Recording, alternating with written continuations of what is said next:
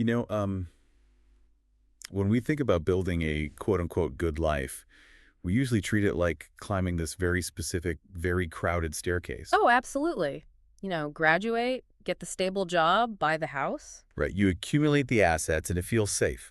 You look around and you see everyone else standing on the exact same steps. Holding on to the exact same handrails, yeah. Exactly. But imagine someone who suddenly steps off that crowded staircase entirely. Like they walk over to the edge of the building and just start floating upward on their own. Wow, that is quite the image. It is, right? No stairs, no handrails, just Mhm. absolute terrifying freedom. And that's the exact picture a writer named Swifeng painted back in 2007. Right, in the essay we're looking at today. Yeah, it's this translated piece we're diving into called Sharing Life's Wisdom Through Personal Experience. And his whole mission in this essay is to claim he's achieved this celestial life. Celestial meaning what exactly? Basically, waking up whenever he wants, being completely free from worldly pressures, Yeah. and just treating every single day like a weekend.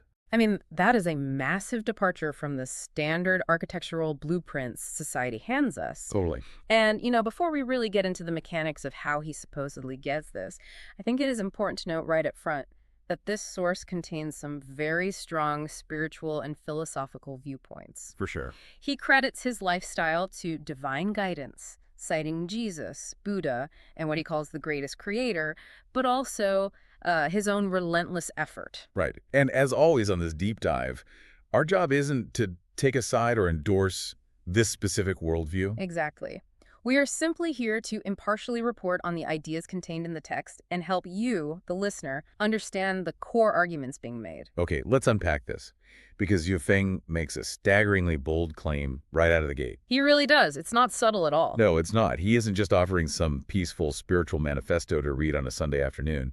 He is conducting this really sharp, almost ruthless comparative analysis. Yeah, he constantly measures his own celestial joy against the lives of the people around him. Right, his childhood friends, his former colleagues, and even his multimillionaire business peers. And his core argument is that arriving at this carefree destination is entirely dictated by intense foresight and, a total willingness to detach from societal norms. So to understand how he reached this miraculous realm, we really have to look at the starting line. Yeah, the divergence between his path and his peers' paths starts incredibly early. It's centered entirely around the power of preparation. How early are we talking? Childhood. The text makes a really compelling case that early habits forge this unbridgeable gap over time. He contrasts his own childhood with his friends. All right. While they were out farming or playing, he was basically consumed by reading. Exactly. He admits to a little bit of exaggeration, but he says there wasn't a single day he didn't read. He was driven by this deep belief in the old saying, in books, there is a house of gold. In books, there is a house of gold. I love that. And the results of that early mindset are pretty striking, right? Definitely. Decades later, when he goes back to his hometown, those same childhood friends feel a profound sense of inferiority. Yeah, he notes that they treat him more like an esteemed guest than just a guy they grew up playing in the dirt with. There is just a palpable distance there now. So how exactly did he build that distance? Does he give a specific example? He does, actually, a really tangible one focusing on a middle school friend. Okay. When it came time to choose their next educational step, this friend opted for the absolute easiest, most comfortable route available. Which was what? The nearest local teacher training school, Hmm. just down the road. But the author deliberately did the exact opposite. Ah, he aimed for the school farthest away. Yes, he committed to this massive journey from Gansu all the way to Zhangjiakou. Wow. You know, the psychological weight of a teenager making that call is massive. Choosing the harder, more distant path just to stretch your own boundaries. And the physical toll of choosing the comfortable path is just as real. What do you mean? Well, 30 years after that decision, the author observes that he himself is energetic and thriving. But the friend who chose the local school, he appears much older, physically worn down by life. Oh, wow. That's harsh but fascinating. And he applies this same lens to his professional life, too. He shares this story about traveling abroad with a group of 16 expats. Okay, what happened with them? Out of that entire group, the author was the absolute only one who premeditated a permanent move. From day 2 of arriving, he resolved to stay. Day 2. That's insane. Right. So he learned English early, he prepared his foundation, and when their 2-year contracts inevitably ended, His transition was totally seamless. While the other 15 expats were probably left scrambling, right? Exactly. Relying on what he calls the mercy of fate. It makes me think of the concept of compounding interest, but applied entirely to life choices rather than money. Oh, that's a great way to look at it. Yeah, like small, early investments in foresight, picking up a book instead of playing, or learning a language 2 years before you absolutely need it. And they multiply over decades. Exactly. Eventually, the gap between you and your peers becomes astronomical. Wait, though, I had to push back here. Okay, let's hear it. It is incredibly easy to sit back 30 years later and say, yes, I planned it perfectly. We see this all the time with successful people rewriting their own histories. The classic hindsight bias. Right. So is there actual methodology here, or is he just taking a 30-year victory lap fueled by hindsight? Well, what's fascinating here is that he doesn't leave room for luck in his equation at all. His core operating principle is aggressively proactive. Aggressively proactive. How so? He basically says preparedness ensures success, while lack of it leads to failure. He isn't relying on serendipity to grant him a celestial life. He is meticulously engineering it through long-term foresight.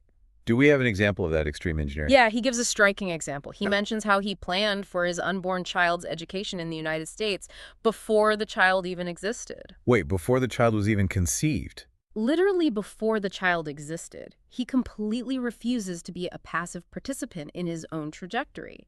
He forces himself to look 5 or 10 years down the line. Especially when everyone else is focused on immediate comfort, I bet. Exactly. I see. So it is the absolute refusal to live in the present moment if the present moment compromises the future. That's a great way to put it. But there is a massive paradox staring Yes. us in the face here. Okay, what is it?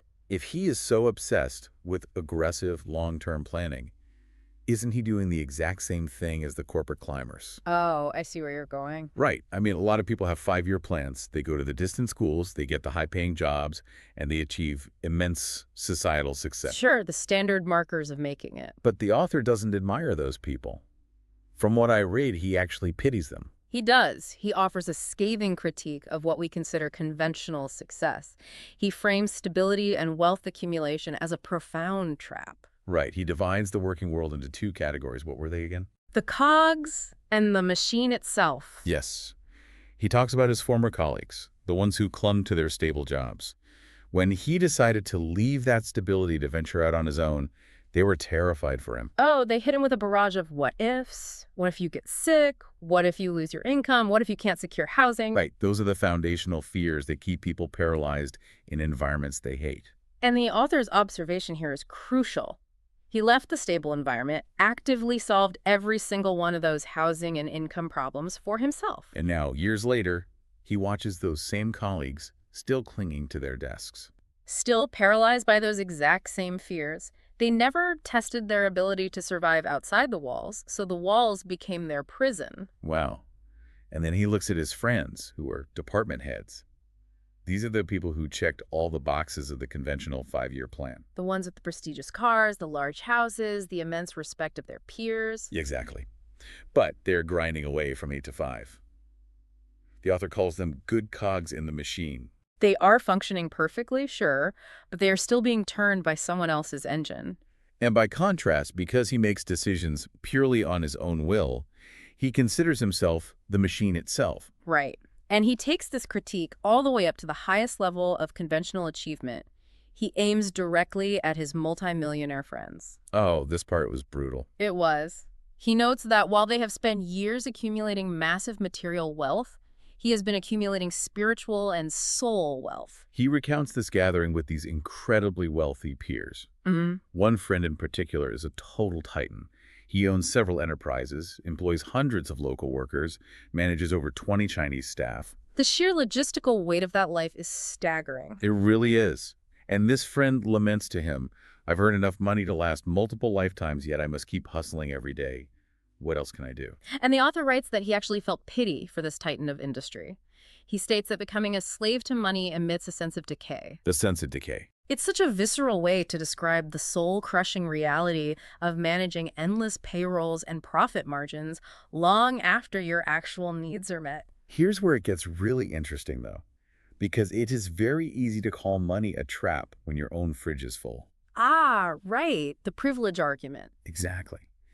Early in the text, the author explicitly claims he has no worries whatsoever about food, shelter, or transportation. His basic financial foundation is thoroughly secured. Very true. So isn't it incredibly convenient to severely judge your multimillionaire friends for focusing on material wealth only after you've acknowledged your own needs are perfectly met? It does feel a bit like kicking away the ladder once you are safely on the roof, doesn't it? Totally. How do we reconcile that paradox? Well, that critique cuts straight to the heart of how the author defines autonomy, and it requires us to look closer at what he means by decay. Okay, let's look closer. For him, the distinction isn't about the moral superiority of having $0 versus $1 billion. The trap isn't the physical cash itself. Then what is it? The trap is the algorithm running in the multimillionaire's head. The decay occurs when a person views money and continuous hustle as the only practical way to interact with the world. So the obsession actually blinds them to other ways of living. Exactly. They have enough capital to fund 10 lifetimes, yet they lack the imagination or the courage to simply stop. So they become completely tethered to their assets, serving their enterprises rather than their enterprises serving them. Precisely. It isn't the wealth itself, it's the inability to put the tool down once the house is built. That makes a lot of sense. Yeah. But if societal success, stability, and extreme wealth simply turn you into a highly paid cog or a slave to your own assets, how does the author avoid that fate? How does he maintain his status as the machine? Right. The text argues that the secret lies in a relentless, almost aggressive philosophy of subtraction. The sheer power of walking away. He advocates for shedding ownership entirely and absolutely refusing to honor sunk costs. His cardinal rule is staggering to me. At the slightest dissatisfaction, walk away. Yeah, he recounts a time he found himself in a workplace consumed by petty disputes and interpersonal friction. And the normal human instinct is to endure it, right? To try to fix the culture or stick it out for the resume. But instead, he just thought, none of this belongs to me anyway, and he left instantly. He quotes the saying, "There is no shortage of green grass under the heavens." There is no shortage of green grass. And he applies this not just to toxic jobs, but to everything. Oh, absolutely. He frequently abandons prestigious titles, money, houses, and elite connections, willingly starting from zero over and over again. He uses this brilliant metaphor to explain this behavior. Do you remember the seeds? Yes, he refuses to waste time stopping to pick up sesame seeds along his path because he knows there is a watermelon waiting ahead. I love that. The sesame seeds represent all those little societal markers we cling to. A slightly better job title, an extra bonus, a bigger office. And we hoard them, completely missing out on the watermelon of absolute freedom. But the way he views ownership is truly wild. He argues that the desire to own things is actually a burden that reflects a lack of confidence. Right. He deliberately moves houses almost every year just to enjoy the fresh excitement of a new environment. Because he believes that owning a house would permanently tie him down.